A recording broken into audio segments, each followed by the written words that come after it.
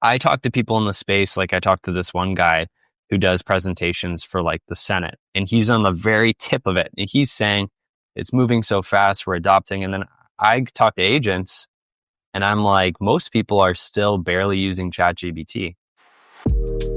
You're listening to Breakthrough with Coach B, where we help you work less so you can earn and live more.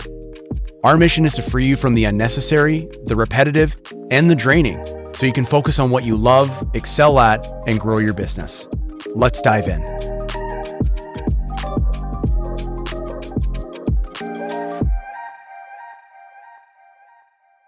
Hey, it's me, Coach B. I hope you're doing well. Thank you for tuning into this episode of Breakthrough. I think you're going to like this conversation. I interviewed my friend Peter from REALTY AI. Him and his business partners have created this really cool chatbot that they install on your website that essentially nurtures and converts online traffic to your website into real appointments with real people. All while potentially you're sleeping or doing other things with your life, which is pretty darn cool. But I didn't want to just speak with Peter because of their service, although we do talk about the software and how it works and whatnot later in the interview. I wanted to pick Peter's brain specifically about artificial intelligence and automation, specifically in real estate businesses, but even a little bit in our personal lives as well.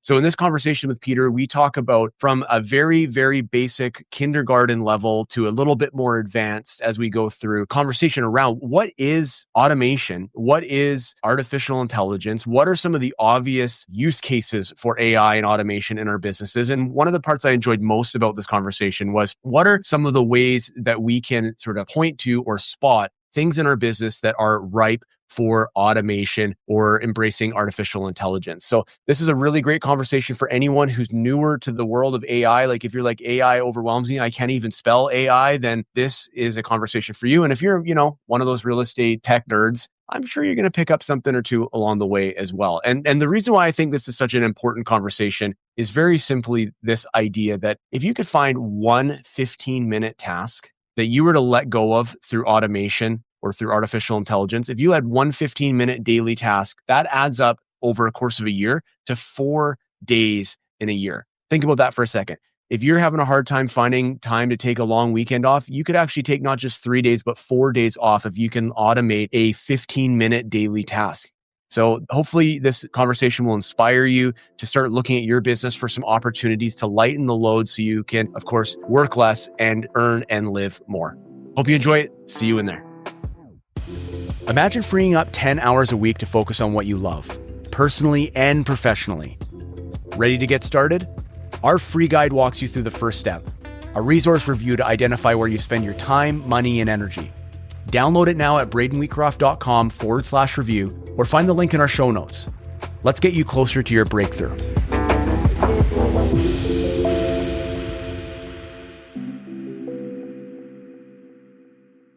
Peter, thank you so much for being a guest on our show.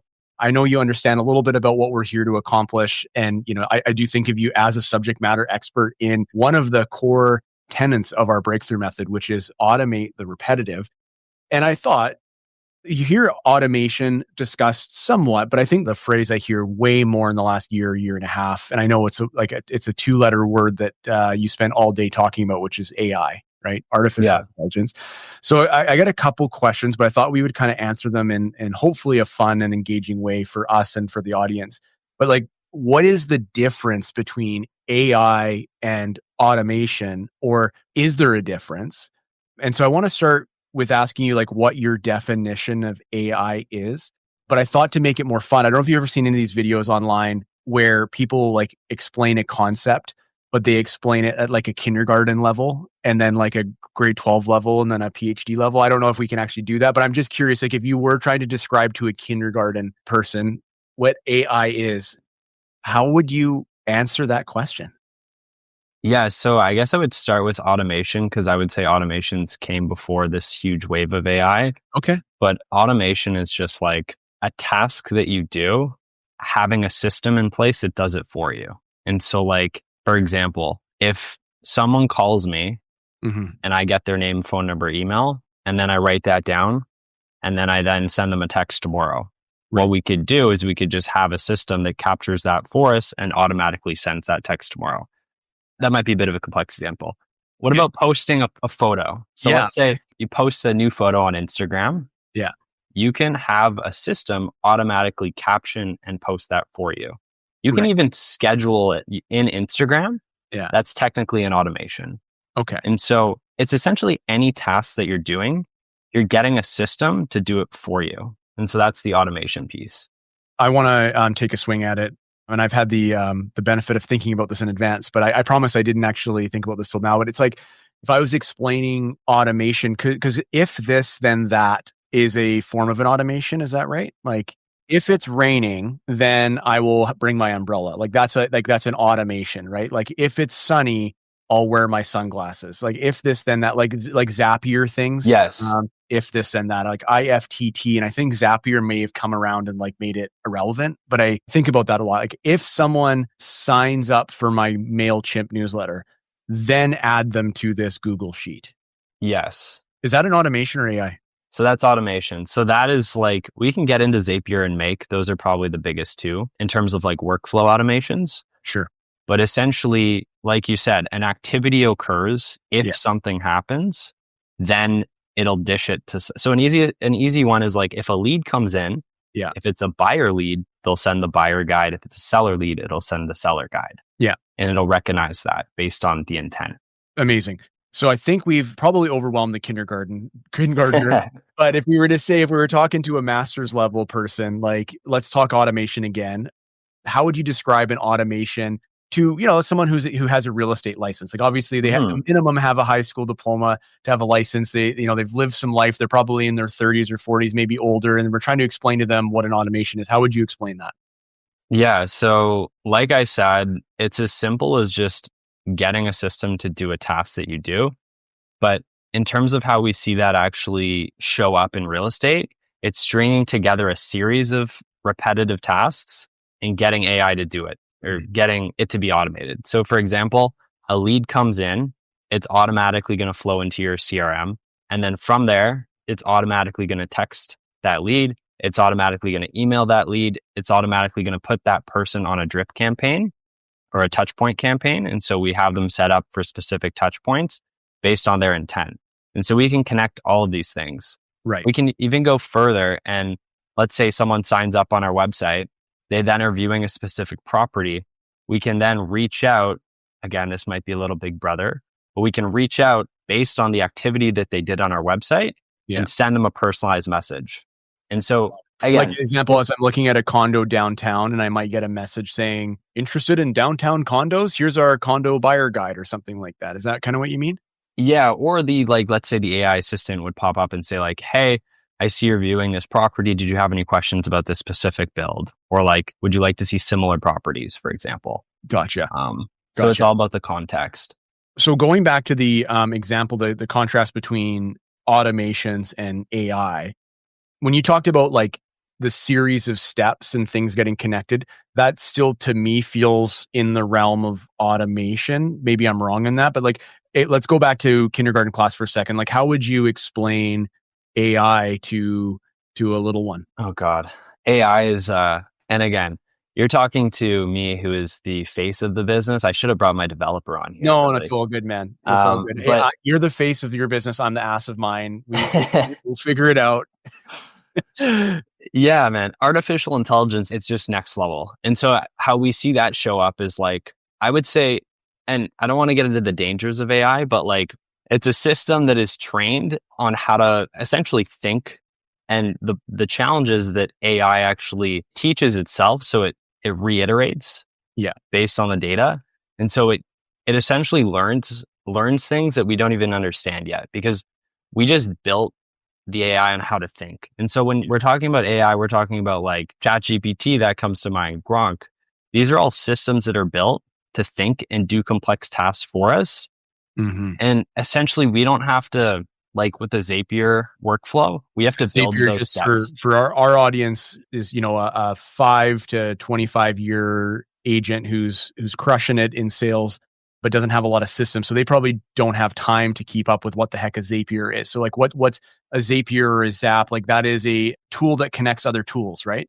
Exactly. So it allows two applications to communicate. Right. And so we have to set all that up. Whereas like something like the goal of AI and ChatGPT and all that is that we ask it to do something and it does the things in the workflow for us. Like it skips a lot of the steps because it's so Right. smart.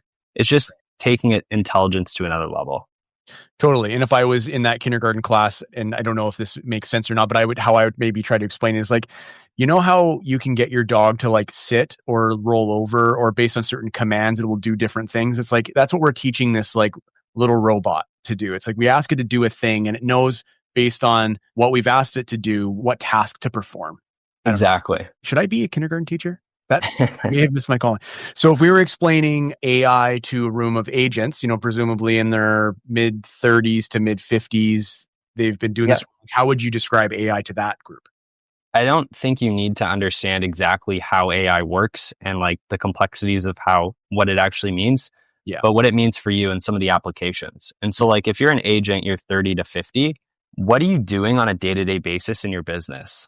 Starting from the top of funnel, how are you generating traffic? How are you engaging your clients? How are you capturing new leads? How are you handling the buying and selling process all the way up until close? What are those day-to-day activities?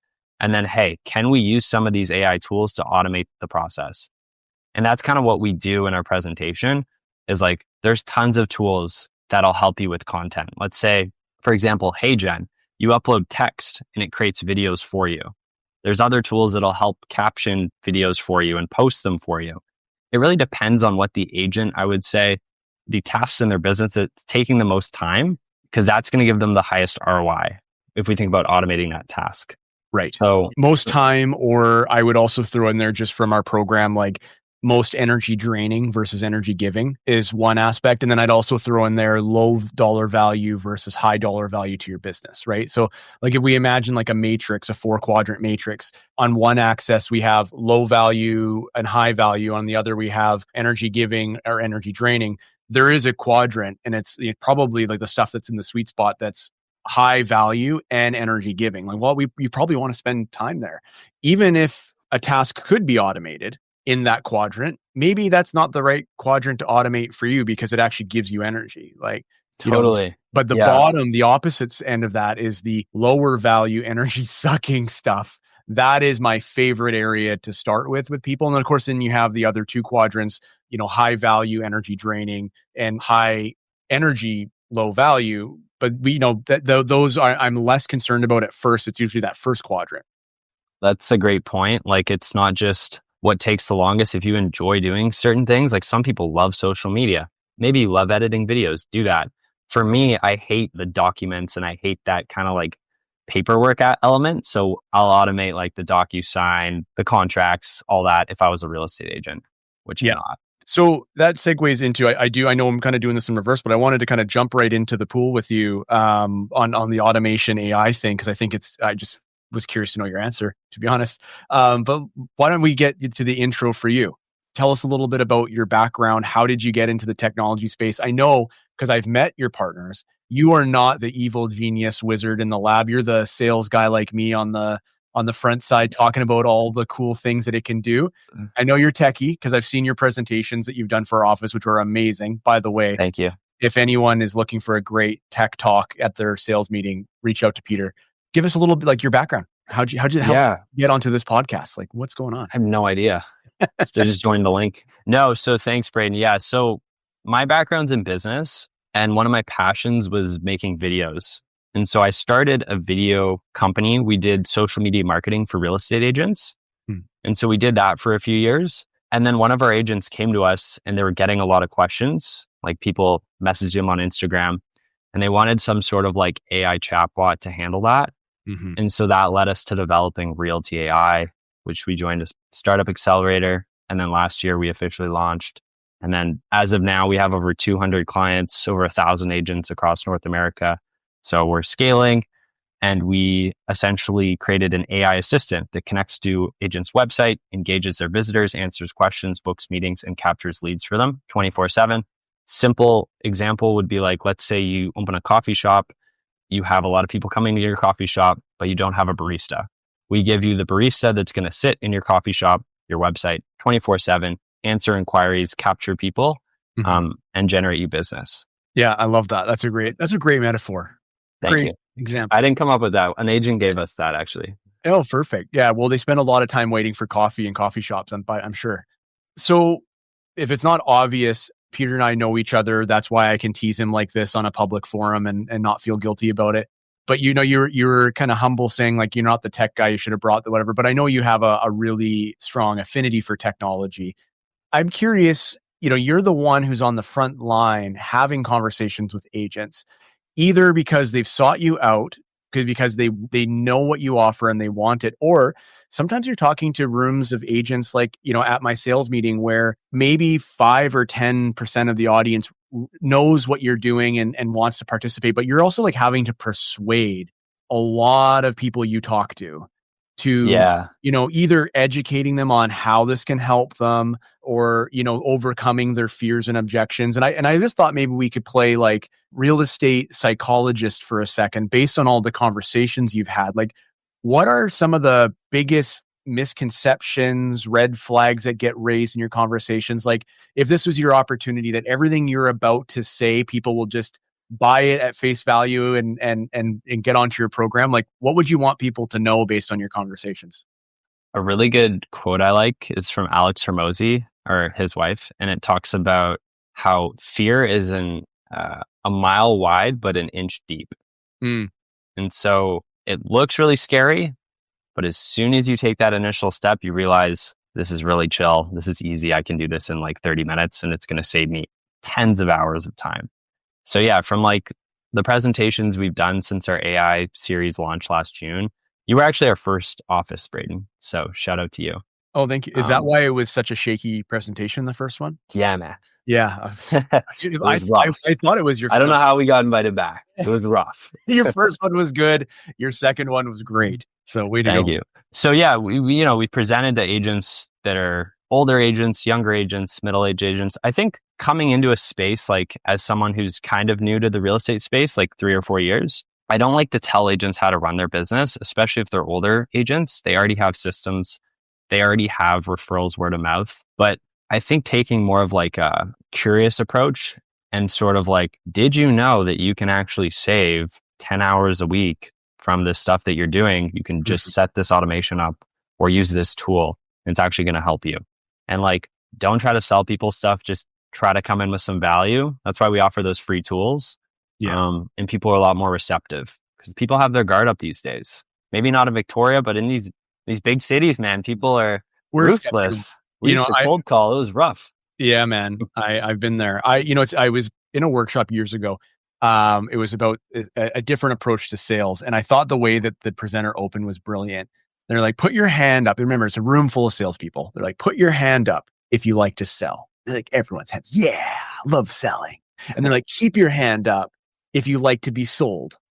And then everybody's hands drop. They're like, do you see what just happened? Like, we all love the idea of getting a sale, but nobody, for the most part, likes to be sold to. And so, yeah, no, I love that approach. And we are going to talk about the different tool recommendations that you have in this interview. Cool. But you mentioned like apprehension around if I could sort of like reframe it, it's like, this is complicated. I don't think I have the time to make it work. And you're saying it's actually easier than you think, especially if you hire a service like yours where you're, actually helping them set up the tools. But can we also address the fear factor around, because this is what I hear. It's like, is this going to replace me? Like, if I embrace AI tools, will my clients start hiring AI tools instead of me as their agent? What's your hot take on that? That's something we talk about all the time. Replacing Um, realtors? Well, this conversation is over. Not replacing agents. It's just how AI replaces certain jobs. But, when you think about real estate, it's the biggest transaction someone makes in their life. And so, as good as an AI model can be, I would rather trust a face like Braden to help me find my home and make that transaction. So, I think like the relationship piece of real estate is always going to be relevant and prevalent. And I don't think you can replace that. Maybe for investors that are just caring about like investment properties, maybe they'll just be booking it online, kind of like how people can order cars online now, Yeah. which kind of removes the salesperson a bit. But I don't see that really happening for houses for a very long time because it's such a big, important transaction. I think you're being very kind. by saying it'll never replace. I think my answer is I don't know. Like people were literally buying real estate next to Snoop Dogg in the metaverse like 3 years ago.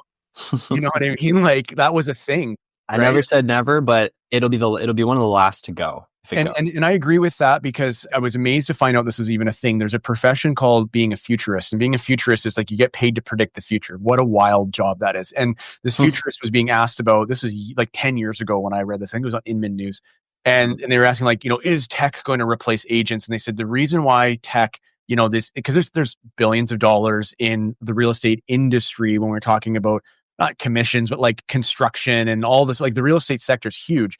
And so tech is always trying to infiltrate it, but it's had difficulty doing it. So there's certain criteria that need to be in place in order for something to be displaced. And I always forget them in the order you give them, but he said, is it a frequent or infrequent transaction? So for example, getting a cab might be fairly frequent in big centers. So that's why Uber has such a strong, market presence, right? Mhm. Is it a low value task? So hailing a cab is a $20 issue, whereas buying a house is a 200 to 2 million or whatever issue. Is it a low risk or high risk proposition? Well, not getting my cab might mean I'm 10 minutes late for my date, but it's not like a huge risk. Whereas like real estate transaction, that's a significant risk. If you buy a house with an underground oil tank and you didn't have the expert in place to help find that ahead of time, like that could be hundreds of thousands of dollars an issue. And I think the fourth one was, is it litigious? Like, are there a lot of rules and regulations? I mean, so you think about real estate, Mm. it's an infrequent purchase. It's a high risk purchase. Yeah. It's a high ticket item purchase. And there's a lot of red tape. It's tough. Yeah. But I also think there's the previous Remax CEO, Nick Bailey. I think honestly, this quote rubbed a lot of people the wrong way, but I kind of agree with him. He's like, I don't believe technology will replace agents, but I believe that agents don't embrace technology will be replaced. Mm. Because that's the challenge I have with anyone who's skeptical or scared or reluctant to use AI. It's like, I hear you 100%. I totally understand that. People had similar fears around DocuSign, had similar fears around Touchbase, had similar fears around the MLS being on. Like there was a lot of fear every time, the internet in 2000, whatever is going to put us all out. But there will be agents who do embrace tech. Mhm. And then I believe they start eating our lunch. And then we've accidentally put ourselves out of business because we didn't keep up with the times. It'll be AI agents. I don't know if you've heard of AI agencies or AI agents. Yeah, I have. So let's talk more about some of those fears. So fear of complexity, fear of being replaced. What other fears have you come across or concerns have you come across from agents who, kicking tires on whether AI and automation works for them? What have you heard in your Yeah. business development calls? Yeah. Well, I mean, like, I think a lot of it has to do with like humility too, because like whenever you learn something new, it's going to be tough and you really don't know what you're doing. Like we didn't know what we were doing 3 years ago. We had to figure it out. And like, it's also, I'll give you this. We're still so early on in the adoption curve. Like we are probably at the tip, like the first 10-15%. We're in the early adopters. Yeah. Like, that graph from like Yeah. marketing 101 where it's, Simon Sinek like, talks about it in Start With Why. It's the law of diffusion of innovation. And it's like your mhm, innovators, your early adopters, your late adopters, your early majority, your late majority, and your laggards. exactly. And Yeah. so like, I talk to people in the space, like I talked to this one guy who does presentations for like the Senate and he's on the very tip of it. And he's saying it's moving so fast, we're adopting. And then I talk to agents and I'm like, most people are still barely using ChatGPT. Yeah. And so don't worry, take it one tool at a time, take it one step at a time, Mhm. and like have the humility and give yourself some grace. Like it does take time to learn these tools. Yeah. And you don't have to do everything at once. It can be overwhelming. Like there's so many tools, but like focus on something that you do in your business that's repetitive, like you said, or Braden. It's repetitive. It's a bit of a time or energy suck. Mhm. Focus there first. Yeah, and I want to do kind of do that exercise with you live of like spotting some opportunities for automation or AI. We are going to talk specifically about your tool towards the end of the interview about, how people can, because I think that's a huge opportunity for them to dip their toe in the water of AI because it's pretty plug and play from what I've seen. And it's a use case that I think most agents, if they're being really honest with themselves, are not quite hitting the bar on fast response and staying in touch with leads. Mhm. So, are there any other objections, fear, whatever that you've heard? Like, we've got the complexity, we've got the value prop. You've said it beautifully, the grace and humility aspect. I would say, like, myself included, who likes to feel like a novice at something, particularly when you're Yeah. dealing with people who are very successful and have been at the top of the field for a long time. It Mhm. kind of sucks to feel like you don't know what the heck you're doing in a certain domain. So I completely get Mhm. that. That's a great insight. Anything else come to mind as far as challenges that you've come across? Yeah, like we get some questions around like security and like Okay. Yeah. data. And just because everything's so new, right? So we're kind of navigating that as well. But there's so much stuff out there on the internet now. Like, remember when Facebook came out and everyone had fears around, oh, these photos are going to be up and my kids are going to see them? Like, Yeah. I don't know. That's kind of a personal one to get over. But at the end of the day, like, no one really cares that much about you and your data. And a lot of these big companies have to go through hoops as well. And so Yeah. I would say, like, as long as you're using some of these legitimate tools that have employees, like your data is safe, as safe as it is on Facebook or Sure. Meta. Yeah. So yeah. Or a bank, right? Like, so I'll push back a little bit because I think we agree, but I hear what you're saying. But I want to say, like, I'm sure what you're not saying is play fast and loose with your data and your clients' data and leads data. Like, don't care, use your password as password for everything. I know you're not saying, I'm not talking about your clients' data and your yeah, leads and all that. That is super important and keep yeah, that close to yourself. I'm talking about like, if you're creating content or if you're doing some sort of automations and it's going through like a Google Doc, keep your CRM yours. And I know a lot of agents actually don't like to use the CRM their brokerage provides because of this reason. yeah. They're scared of Big brother maybe watching. losing their leads. Yeah. Yeah. I Um, heard that with Remax, with when KV Core was introduced, and it was more, and it was interesting. It was like another one of those, and I don't want to make this a political show because it's not, but like it's one of those differences between Canada culture and US culture because Mhm. all the Facebook groups I was a part of, I'm some that are North American, some that are Canada only, some that are US, whatever. The big brother, or is Remax going to steal my client's data or their info from KV Core? Felt very much like an American perspective. I did hear it a little bit in the Canadian groups I was a part of, but very like it was like maybe 1 out of 10 compared to 10 out of 10 with the American friends. So I don't Interesting. know if that's a common thing that you see, but what are some questions around the security side of things? If someone said, "Hey, you know what? I get it. Like, we live in an online world. We've all given up.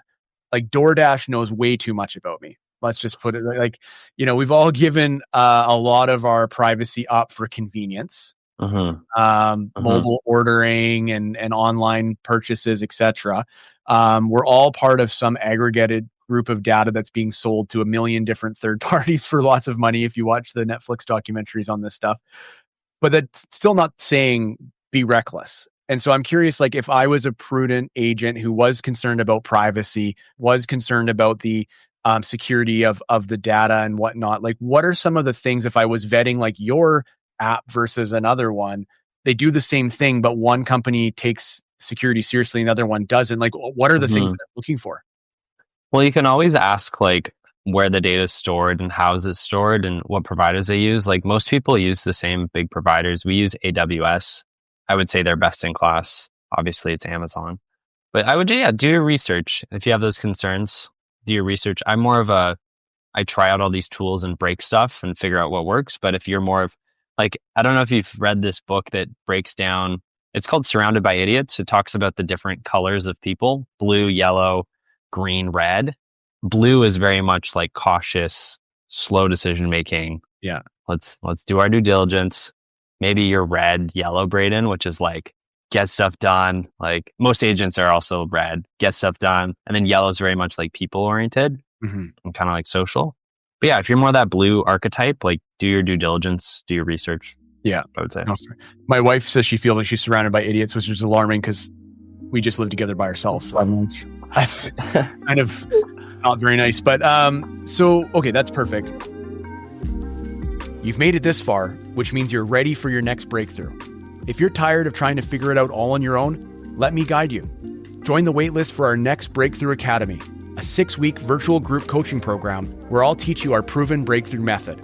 With live lessons, expert guests, and a cohort of like-minded agents, you'll learn to work less and earn and live more. Visit bradenwheatcroft.com/academy or find the link in our show notes. Don't wait. Your breakthrough is just around the corner. Let's transition here into some spotting of potential areas for AI. I mean, we talked about the diagram of high value, low value, energy giving, energy draining. But from your perspective, before we transition talking to you about the chatbot specifically, like what are the things, like if you all of a sudden, hey, let's say you guys sell your business, you've had this exit, and now you're like, okay, what's the next thing in real estate we're going to do? Yep.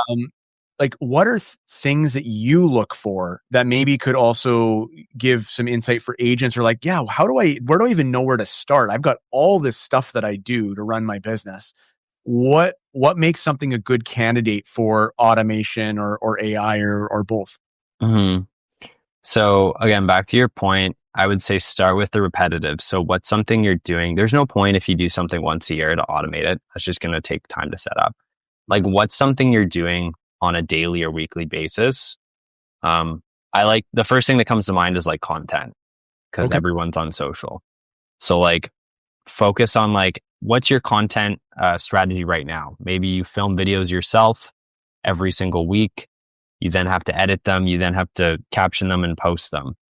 How can we create a system that we maybe do 1 day a month of filming, and then that creates enough content? For example, there's a tool called Opus, which cuts it up into a bunch of pieces of content, and then we can essentially schedule it and post it or caption it using these different tools. Mm-hmm. So like, I would just start with a very repetitive task that you do that you don't really like.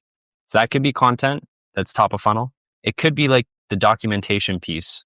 So for example, when you have to send over a contract or send over some sort of agreement, I know when agents go into, don't they have to get some sort of signature before they work with the client? Depending on where people are listening to this to, but like in BC, definitely when you're working with a seller, you would have a listing agreement of some fashion, and it's encouraged to have a buyer's representation agreement with buyers, but it's not a requirement. Whereas in some other jurisdictions it is. But yeah, I mean, it's good practice to have a written service agreement with someone who you're hoping is going to pay you for said service. Yeah, exactly. So like, I would say there's 3 big areas that I would focus on. The first is around content and around generating traffic and building your brand. Tons of automation opportunities there. We can go in depth on some of the tools. The second one is around lead handling or lead management. So like, how are you generating leads? How are you dishing those leads off? How are you following up with those leads? How are you doing this all in a timely manner and checking in with your sphere of influence as well? That's kind of like lead nurture, but that falls into lead handling, lead management. The third is paperwork. So you can get an admin to do this for you, but you could also use AI to kind of streamline some of those activities. Sometimes I know documents have to go back 4 or 5 times, or there's like 10 different things we have to keep track of. You're downloading PDFs. You have all this stuff on your computer. Let's just have an easy checklist and make sure that as we do it, everything's getting ticked off.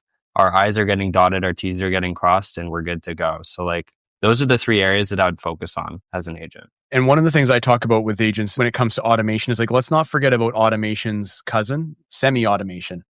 Semi-automation is like a template in your email that you might fill in some details on, but the template is 98% the same every time you send it.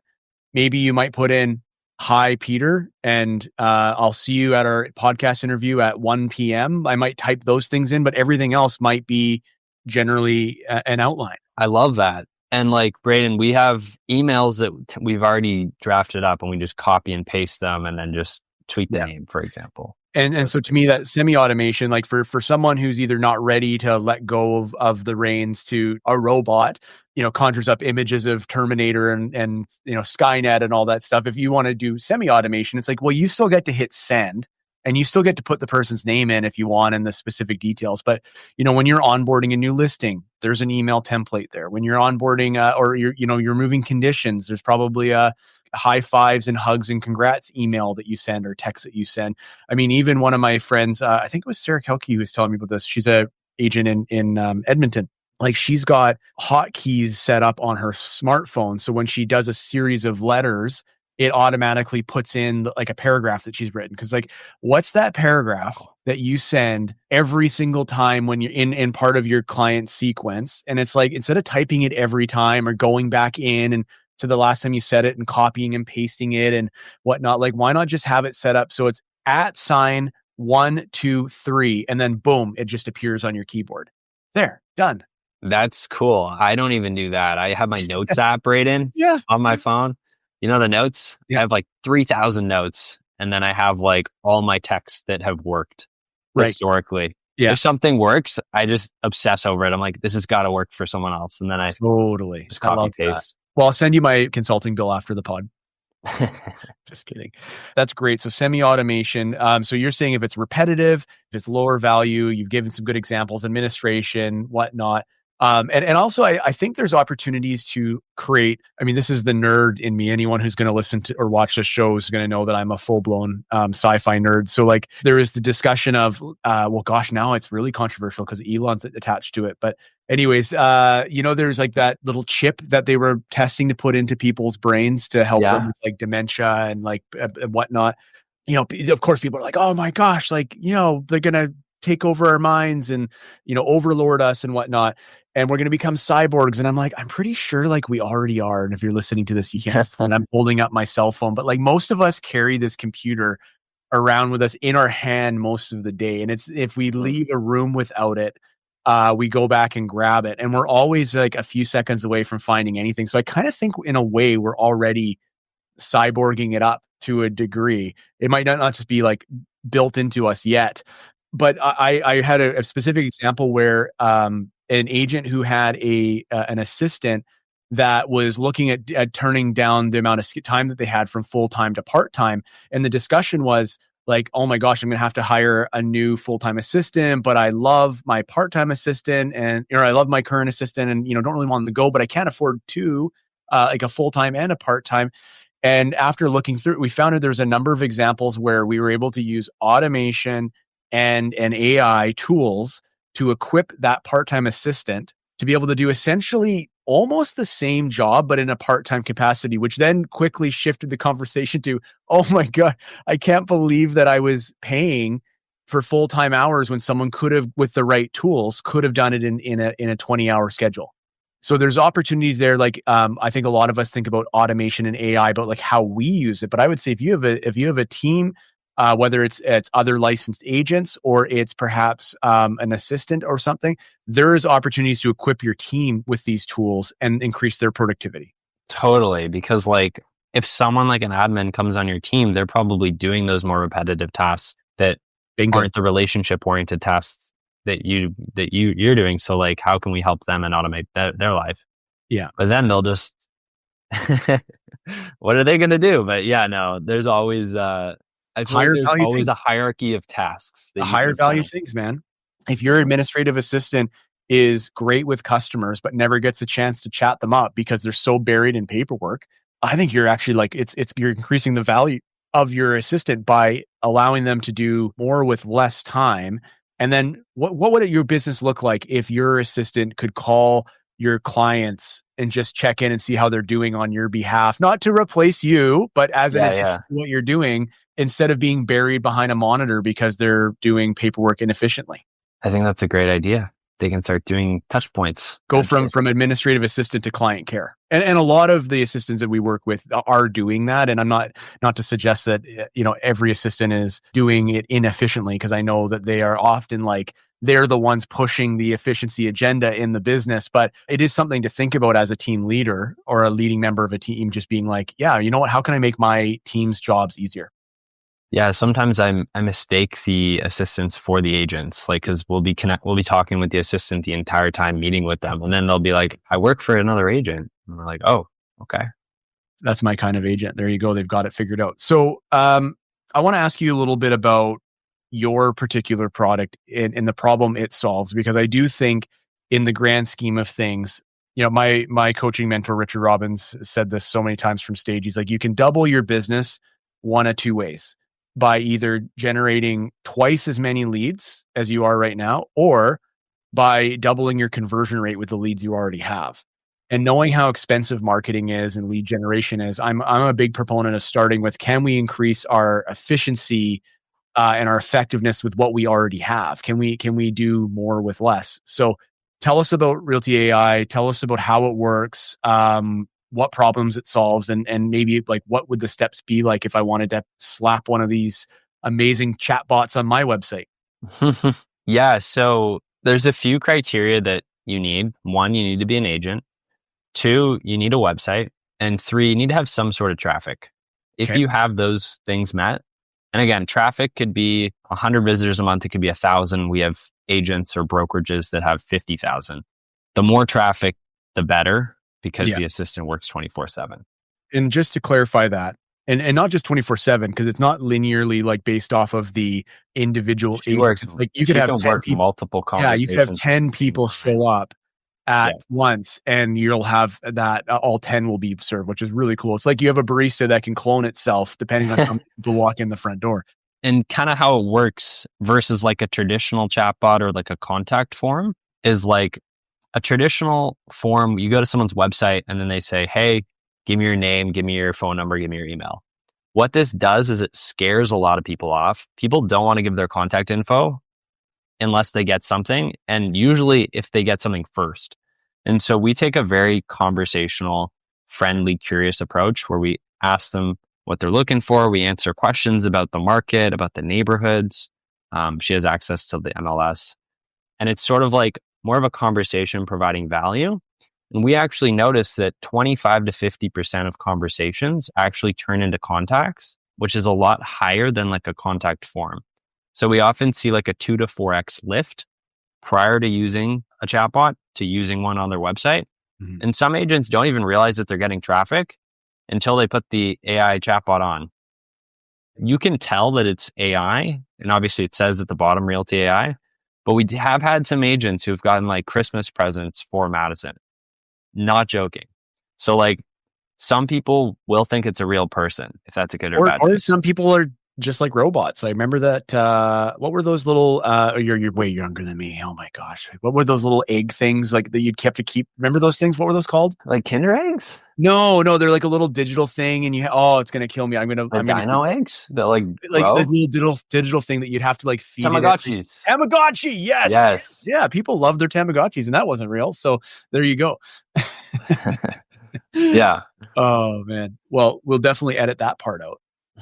We'll get to the part where I knew Tamagotchi sooner because I feel embarrassed that I didn't know that. Just kidding. Don't edit that out. Leave it in. As you're saying traffic, I just want to circle back to that for a second.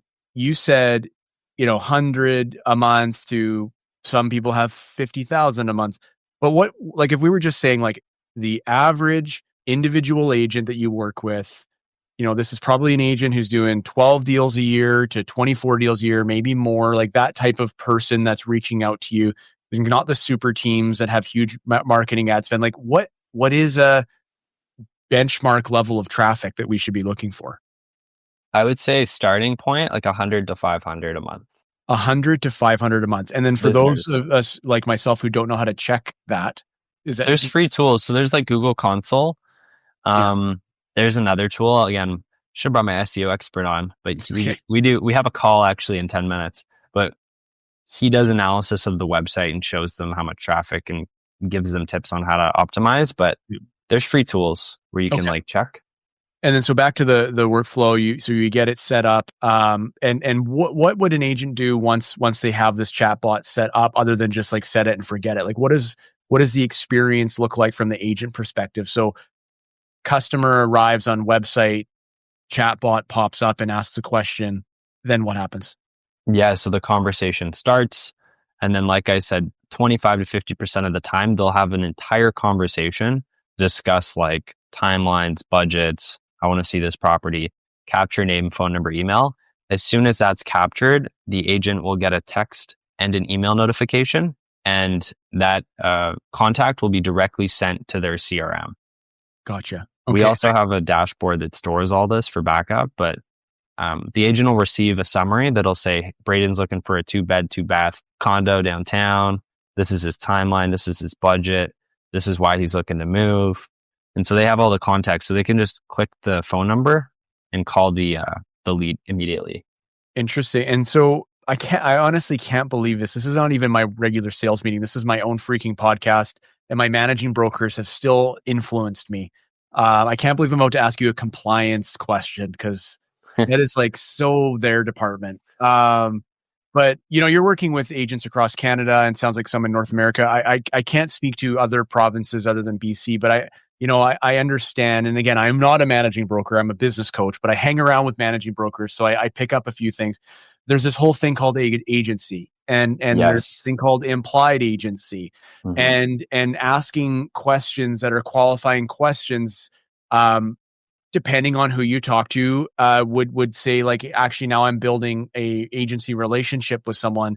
Um, what have you guys like looked into that, or do you have different levels of inquiry from my chat bot based on like an agency perspective? Like how have you, if you have, like addressed that?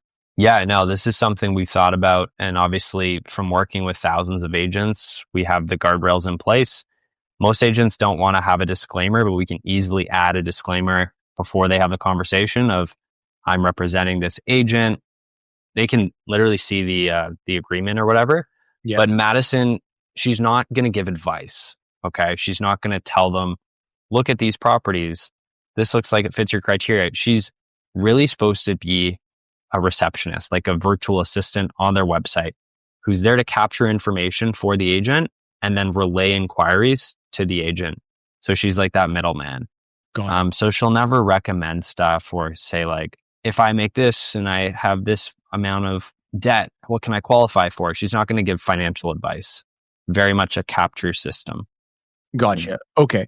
And I'll leave it to the managing brokers to send me their hate emails about whether that's enough. But I hear you on that. It's like, it's the old adage, like when people come into an open house, as say, like as an example, and the person starts saying to you, "Oh yeah, we just sold our house in North Vancouver for this and that, and we're moving here and we're cash buyers," and we're kind of supposed to put the brakes on, be like, "Hold on, like, do you have an agent? You're not supposed to tell me that stuff." But I understand that in practice, that's not a common practice everywhere. So that makes sense to me. So as far as the system goes, like what exactly? I'm curious. Like, how much would I have to invest on, whether it's an annual cost or a monthly cost, to be able to have something like this set up on my website? Yeah. So if you go to realty-ai.com, it's our new website. We'll launch it at the time that this recording comes out. There is new pricing, but there's a monthly plan and there's an annual plan. If you're with specific brokerages, you also get a deal. So you can reach out to us for that. But our typical plan is like $100 a month, or like $66 if you go for the year. So $66 a month, which works out to be like $2 a day. So less than a coffee.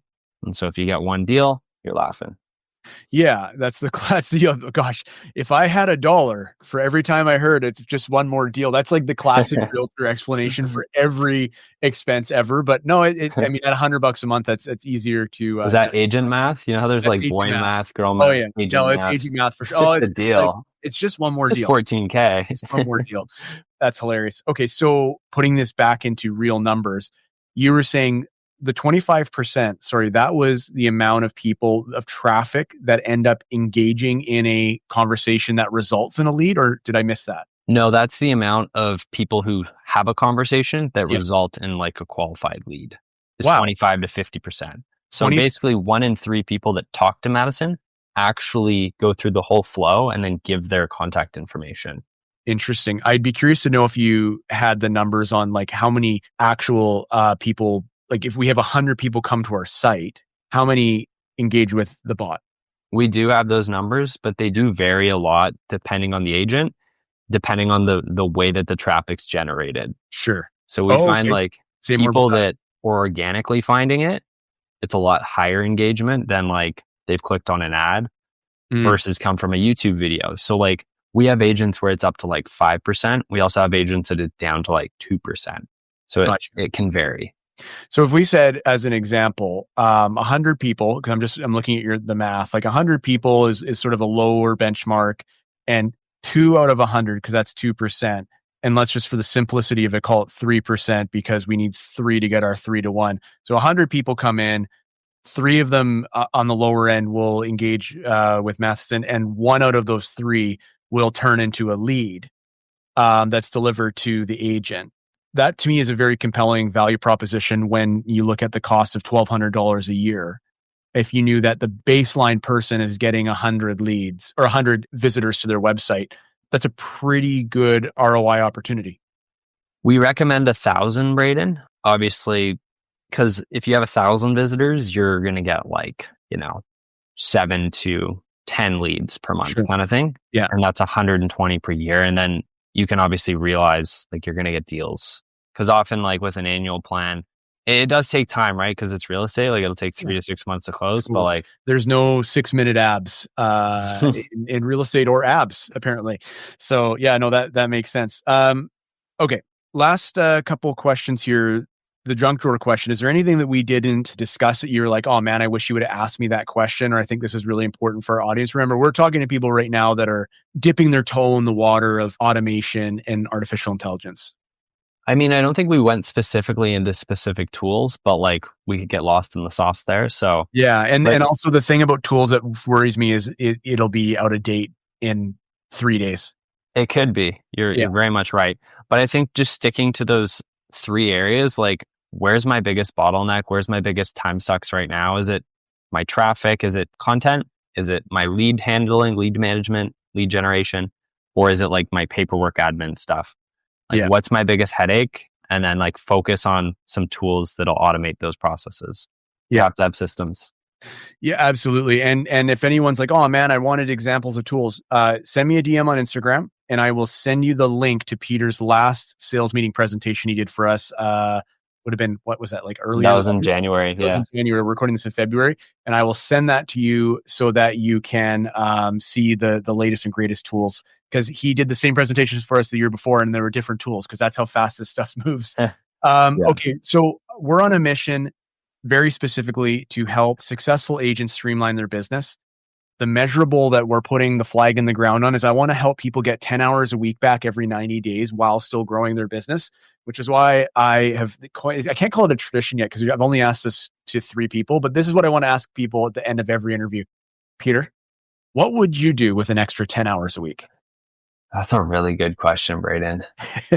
It's amazing how much it stumps people. It's so funny. We're just so That's used to because okay. And this might sound bad, but go on more dates. If I would go on more dates, maybe. Okay. No. Gosh, maybe sleep more. Yeah. Sleep helps everything. For sure. So obviously I'm practicing what I preach. And one of the things I've added this February is I started walking to work. Let's just everyone relax. Not every day. I'm a fair weather walker right now, but it's 20 minutes to work. It's 20 minutes back. I've been walking home to have lunch and then I drive my car back in the afternoon. But to me, it's I wouldn't have had the time to do that if I didn't embrace some of the automation and AI stuff that we're talking about right now. Walking's huge. Yeah. You probably have some great thoughts in the morning too. I do. Yeah. Absolutely. Power thoughts. My man, I know you got to go. I appreciate you being here. And hopefully this is meant to be an entry level conversation into AI and automation. So hopefully that hit the mark for people.